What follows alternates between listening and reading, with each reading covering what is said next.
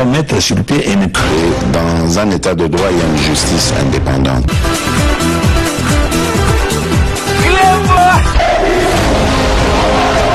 Ce n'est pas pour rien qu'il faut des conseils.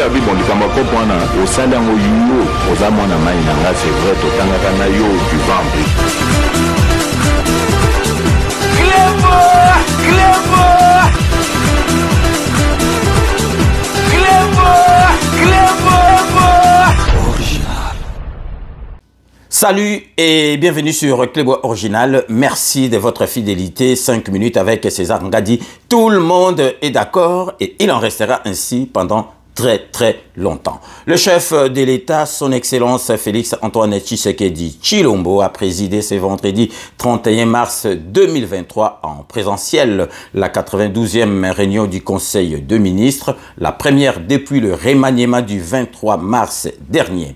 Cette réunion s'est tenue à la Cité de l'Union africaine. 4 points étaient inscrits à l'ordre du jour. Commencé à 12h50 et s'est terminé à 16h18. Nous vous laissons suivre la lecture du compte-rendu de la dite réunion par le porte-parole du gouvernement, les ministres Patrick Mouyaya. Restez connectés sur Clébois Original pour la suite de nos programmes. 3. Approbation d'un relevé des décisions de Conseil de ministres.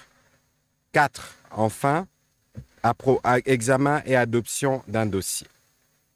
La communication du président de la République, chef de l'État, a porté principalement sur les grandes missions et ses attentes pour ses gouvernements remaniés. Il a centré son message autour de l'observance de principes régissant le fonctionnement du gouvernement comme gage de la rationalisation de l'action gouvernementale. Le président de la République a tout d'abord adressé ses vives félicitations aux membres du gouvernement en leur qualité selon le cas, nouvellement octroyés ou renouvelés à la même fonction ou à la tête d'un nouveau portefeuille. Il a également félicité et remercié tout autant les membres sortants pour l'engagement affiché tout au long de l'exercice de leurs fonctions et leur a demandé, au vu de leur expertise et des expériences qu'ils ont pu accumuler, de rester disponibles pour la nation. Rappelant qu'au vu du contexte qui est le nôtre, le président de la République a estimé que se voir porter à cette noble fonction ne devrait pas constituer qu'un privilège, mais demeurer avant toute chose une lourde responsabilité qu'il revient d'assumer dès lors que chaque membre du gouvernement doit se considérer au service de l'intérêt général et non le contraire. Pris comme un sacerdoce, ceci appelle à l'adoption d'une attitude, d'une perception et d'un mode d'action tout particulier. Parlant de ces remaniements, qui arrivent dans un contexte dominé par des fortes attentes exprimées par nos concitoyens, essentiellement sur les questions sécuritaires et socio-économiques, le président de la République a chargé les gouvernements à œuvrer de concert pour rendre la stabilité du cadre macroéconomique plus solide, visant prioritairement la préservation du pouvoir d'achat par la valorisation du franc congolais, notre monnaie nationale. À ces sujets, il a rappelé quelques instruments essentiels qui constituent la bréviaire et sur lesquels se fonde l'action gouvernementale. Il s'agit notamment du programme d'action du gouvernement qui doit être intériorisé par chacun comme une boussole et qui définit les assignations attendues des ministres. Il est question de s'assurer la continuité de l'exécution par une meilleure priorisation des actions à impact réel et visible au regard des attentes nombreuses de la population. Étant donné que la qualité de membre du gouvernement confère aux ministres les statuts d'agents publics de l'État, le président de la République a précisé que ces statuts leur astreintent à un sens élevé d'éthique, d'abnégation et d'honneur. Il a insisté sur l'observance stricte de 4 principes directeurs essentiels devant conduire l'action de chaque membre du gouvernement. La solidarité gouvernementale, qui veut que chaque membre assume chaque décision du gouvernement et en soit tenu solidaire. Le secret des délibérations, qui proscrit toute divulgation des délibérations du Conseil de ministres. La subordination hiérarchique, qui oblige chacun à se référer aux instructions hiérarchiques qu'il reçoit du Premier ministre ou du chef de l'État. Car le gouvernement constitue un corps institutionnel à disposition verticale avec une hiérarchisation et une préséance. La collégialité, qui renvoie à un esprit d'équipe et de collaboration, interdisant aux membres d'engager individuellement le gouvernement sans se référer à la hiérarchie et en dehors des décisions régulièrement délibérées en Conseil de ministres.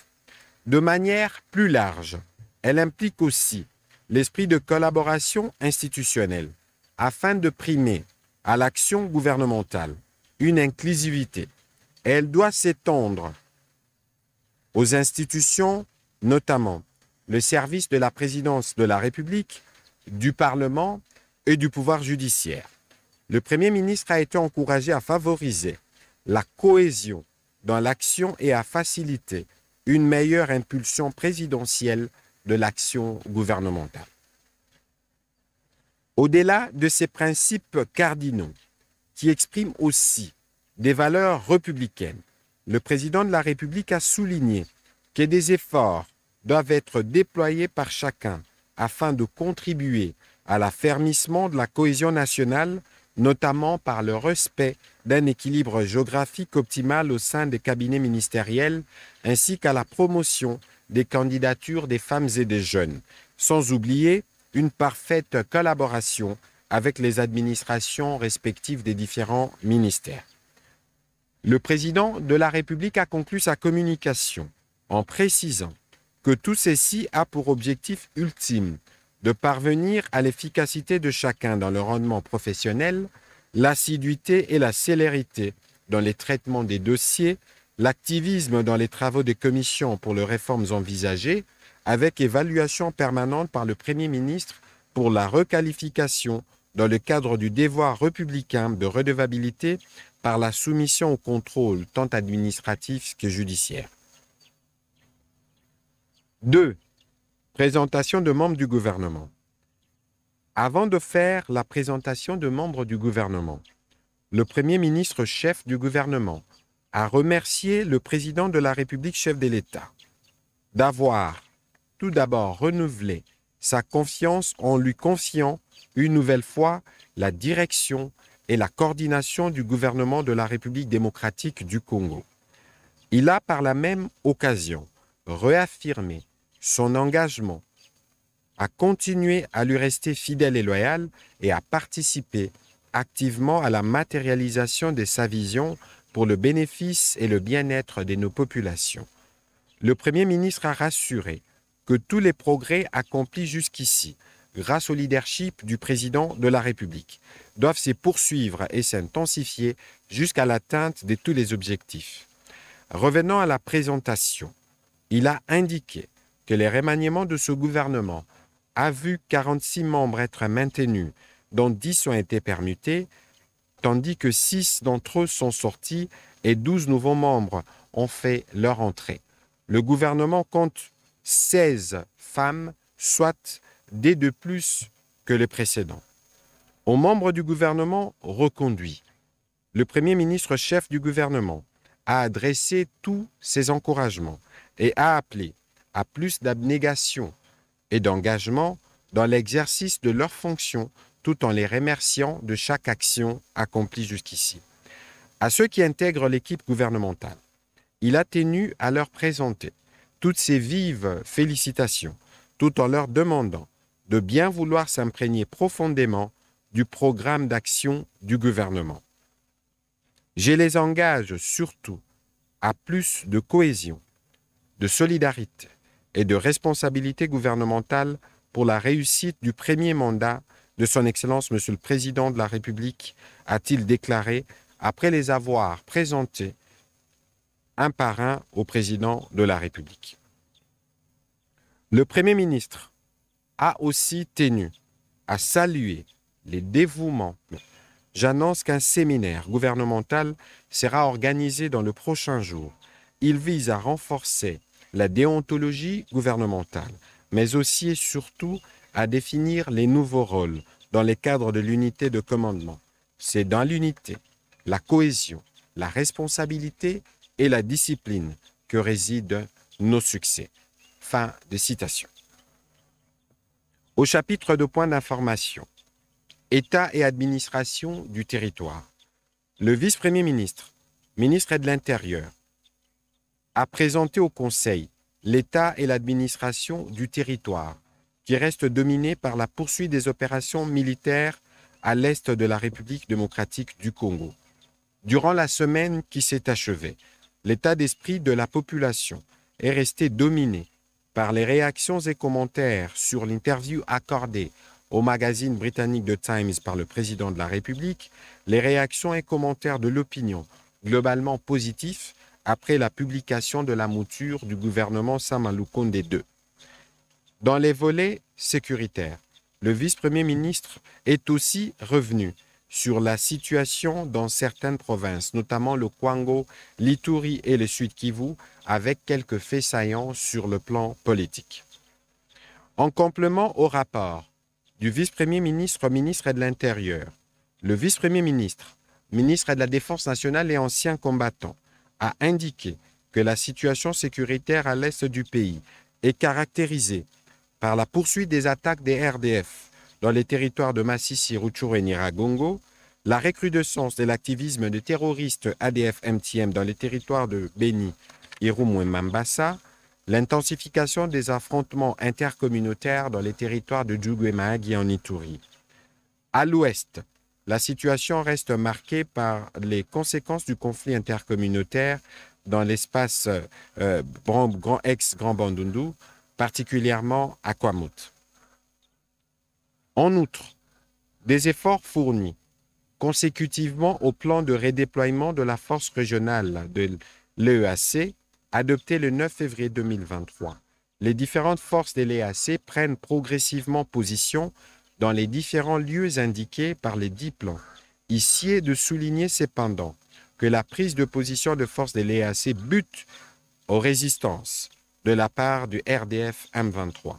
À ces propos, justement, le vice-premier ministre, ministre de la Défense, a signalé que consécutivement aux affrontements qui ont opposé les forces armées de la République démocratique du Congo et les terroristes M23 RDF, 3 militaires de l'armée rwandaise ont été neutralisés, dont le colonel Jacques Litaba, commandant RDF dans le Rutshuru Centre.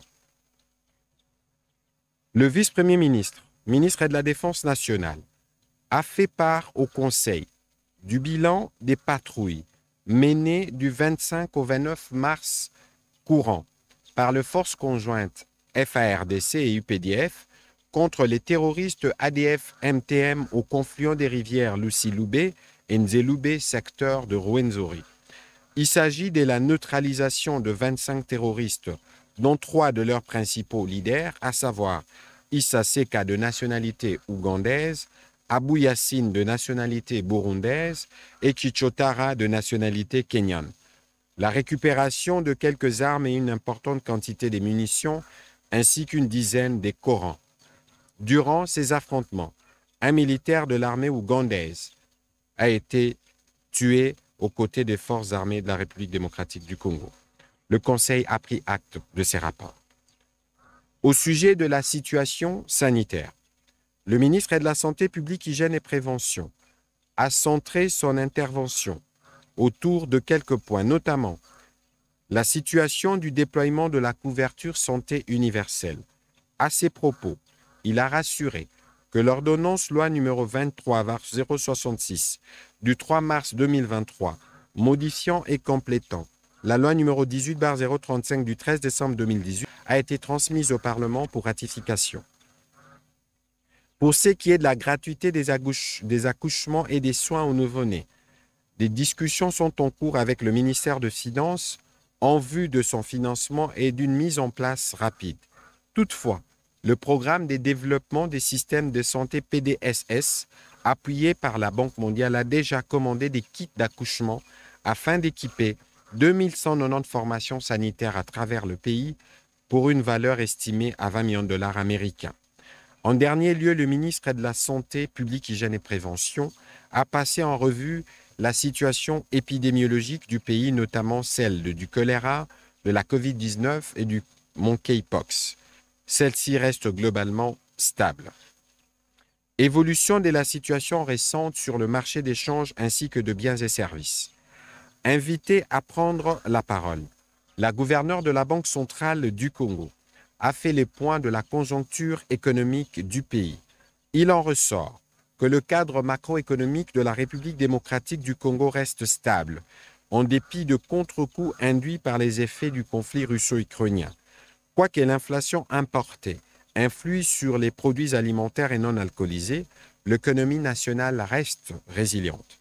Pour ancrer les anticipations sur la volatilité de l'inflation et du taux d'échange, le comité de politique monétaire de la Banque centrale du Congo a procédé au resserrement du taux directeur de 8,25% à 9%.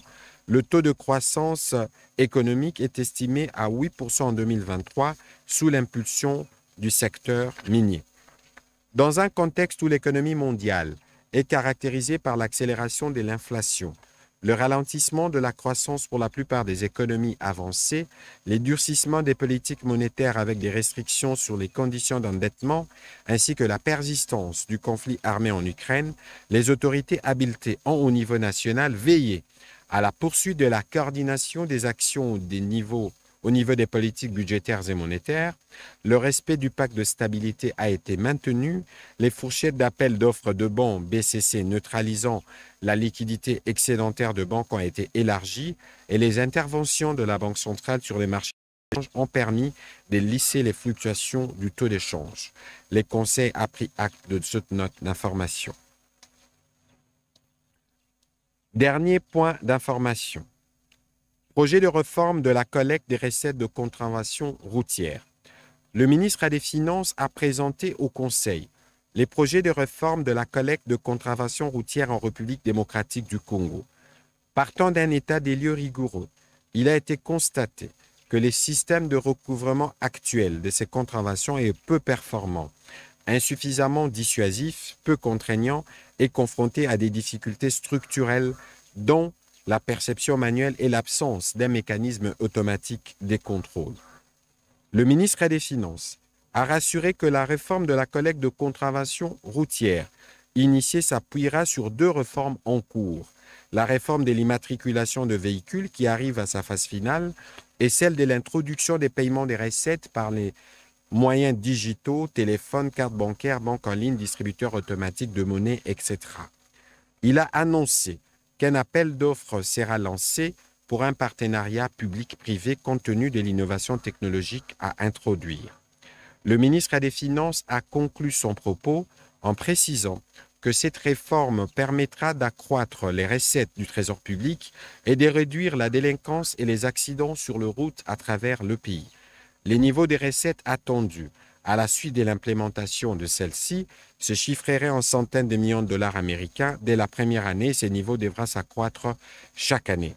Le Conseil a pris acte de ce projet. Dernier point inscrit au Conseil de ministres de ce jour, relatif à l'approbation d'un relevé des décisions du Conseil de ministres. Le Conseil de ministres a adopté le relevé des décisions prises lors de la 91e réunion tenue le vendredi 17 mars 2023. Priorité au peuple. Le président de la République a terminé la réunion du Conseil de ministres de ce jour en exhortant le membre du gouvernement à rester concentré sur les attentes de la population qui tournent principalement autour du retour de la paix, de la sécurité et de la défense du territoire, l'amélioration du pouvoir d'achat ainsi que des conditions socio-économiques de la population, la réussite du programme de développement local de 145 territoires, la santé, l'éducation, ainsi que l'encadrement de la jeunesse à travers le sport. C'est sur ces mots que le président de la République a conclu le Conseil de ministres de ce jour. Commencé à 12h50, la réunion du Conseil de ministres a pris fin à 16h18. Je vous remercie.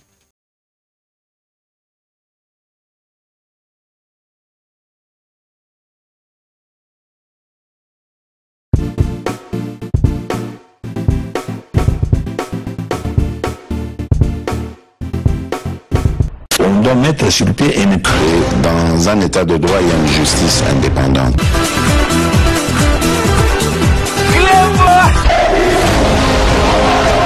Ce n'est pas pour rien qu'il faut des conseils. C'est vrai,